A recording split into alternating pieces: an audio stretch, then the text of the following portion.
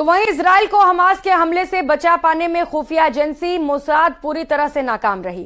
अब पछतावे का आंसू बहाने की जगह वो एक्शन में है। हमास पर हमले बढ़ाने और अपने बंधक नागरिकों को छुड़ाने के लिए मोसाद ने ऑपरेशन शुरू कर दिया है। मोसाद ने हमास के संपूर्ण विनाश के ऑपरेशन को नाम दिया है प्लान 5। ये रिपोर्ट देखिए। हमास के आतंकवादियों ने जिन इजरायली लोगों को बंधक बनाया है उसमें सिर्फ सैनिक नहीं, बुजुर्ग, महिलाएं और बच्चे भी शामिल हैं। समस्या ये है कि एक तरफ तो हमास को नेस्तो नाबूद करने तक इजरायल ने हमले करने का शपथ लिया है और दूसरी ओर समस्या ये है कि इजरायल के जिन लोगों को हमास ने अगवा किया है उन्हें सुरक्षित छुड़ाना है। लिहाजा मोसाद ने बहुत सोच विचार कर एक्शन प्लान तैयार किया है जो 2 लेवल पर काम करेगा।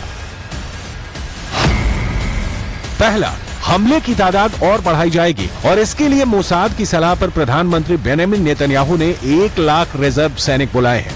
दूसरा, गाजा की पूरी तरह से नाकेबंदी का प्लान है। तीसरा, हमास के चंगुल में फंसे बंधकों को छुड़ाने के लिए इजरायल ने प्लान 5 तैयार किया है। चौथा, खुफिया एजेंसी मोसाद और सुरक्षा बलों ने बंधकों की सुरक्षित रिहाई के लिए टीम तैयार की है।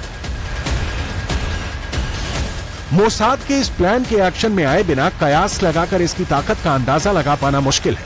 हम आपको आगे बताएंगे कि मोसाद इजरायल को हमले से बचा पाने में नाकाम रहा है, लेकिन ये मोसाद ही है जिसने दुनिया में खुफिया एजेंसियों के स्ट्रेंथ, उसकी तेजी का नया इतिहास लिखा है। लिहाजा ये मोसाद कैसे काम करता है ये समझना बहुत जरूरी है। $3 बिलियन के वार्षिक बजट और 7,000 अनुभवी कर्मचारियों के साथ मोसाद अमेरिका की खुफिया एजेंसी CIA के बाद दूसरी सबसे बड़ी जासूसी एजेंसी है। मोसाद के कई विभाग हैं, लेकिन इसकी आंतरिक संरचना की डिटेल किसी के पास नहीं है। मोसाद का विशाल जासूसी नेटवर्क उन्हें उग्रवादी नेताओं की गतिविधियों की जानकारी देता है। अपनी स्थापना के बाद मोसाद सरकार की जरूरतों के आधार पर खुफिया जानकारी जुटाती है। जानकारी जुटाने के लिए मोसाद कई तरीके इस्तेमाल करती है, जैसे ह्यूमन इंटेलिजेंस और सिग्नल इंटेलिजेंस जैसे तरीके। मोसाद ने अन्य देशों से खुफिया संबंध भी विकसित किए हैं।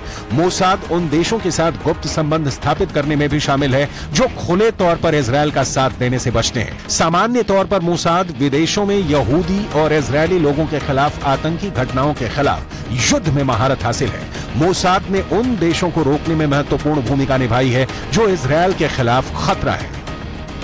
सवाल यह उठता है कि मोसाद के इतने बड़े जासूसी नेटवर्क के बावजूद कैसे हमास ने गाजा पट्टी में हजारों की संख्या में रॉकेट और मिसाइल इकट्ठा कर लिए और उससे हमला भी इजरायल पर कर दिया। आखिर इजरायल की अभेद लोहे की दीवार में छेद कैसे हमास की तरफ से कर दिया।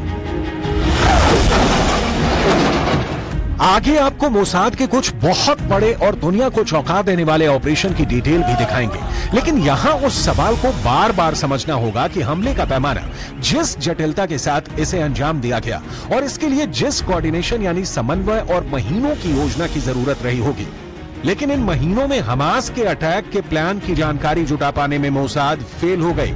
दुनिया की सर्वश्रेष्ठ खुफिया एजेंसी आतंकवादी संगठनों की गतिविधियों का आकलन करने में विफल रही है। इसके बाद मोसाद ने जो ऑपरेशन अंजाम दिए हैं उसकी लिस्ट देखकर नहीं लगता कि अब की बार भी इजरायल को बचाने में मोसाद को फेल होना चाहिए था।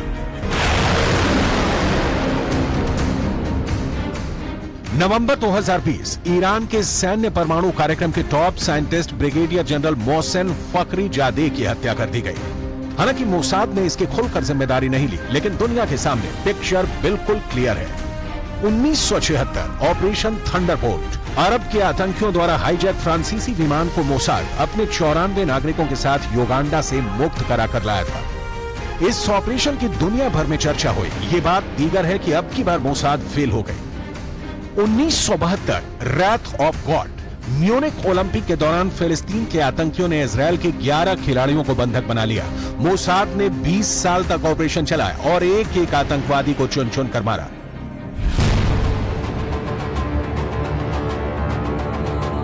इसलिए कहा जा रहा है कि हमास के हमले की भनक मोसाद जैसी जासूसी एजेंसी को कैसे नहीं लगी।